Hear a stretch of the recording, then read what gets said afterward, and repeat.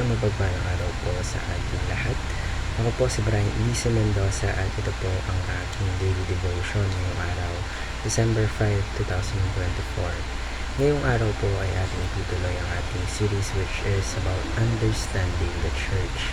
Specifically, ang magiging topic po natin for today is about the church is the bride of Christ.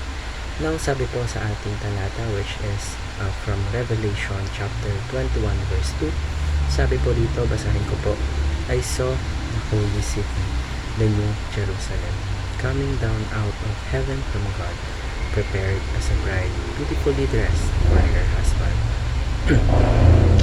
So ngayon po tayo po ay dadako sa mga katuruan na aking natutunan sa araw na ito.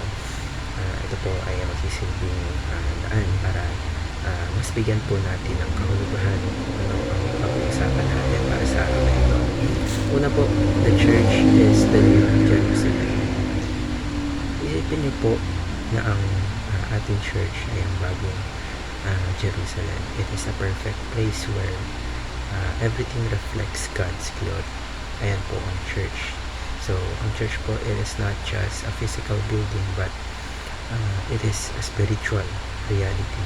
It is God's vision para sa kanyang mga mananampalataya. A picture of His presence among us. The church reminds us that we belong to something eternal and perfect. Kalawa, the church comes down from heaven.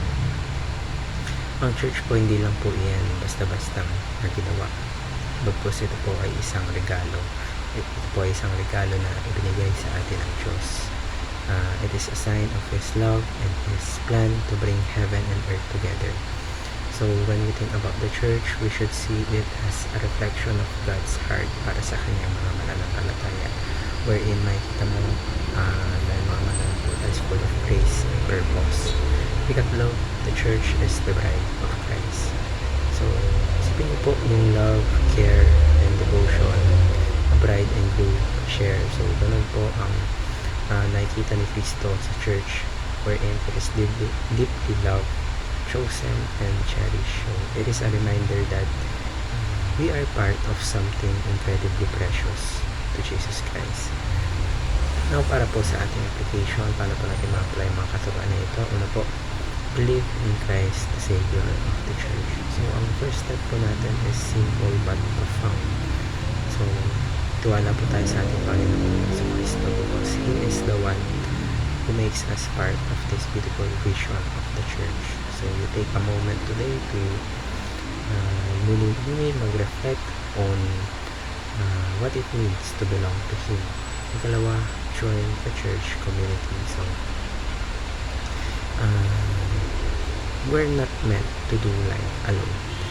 So whether it is a large congregation or even a small community church or maliit na grupo ng mga believers, being part of a church is about connection and support. Hindi yan nasusukat sa pagkaano malaki ang grupo nyo. So ang importante po yung kung ano ang pinapaniwalaan ninyo, kung talagang totoong part ka ng community na nakakatulong sa iyo para mag-grow yung relationship mo sa Panginoon. Ikatlo, pursue a life of holiness and faithfulness. So, being part of the church means living a way na nagre-reflect who we are as God's people. So, it is about aiming for a life na no-honor ang ating Panginoon. So, being faithful in our commitments and growing in love and grace. Marami po tayong natutunan sa araw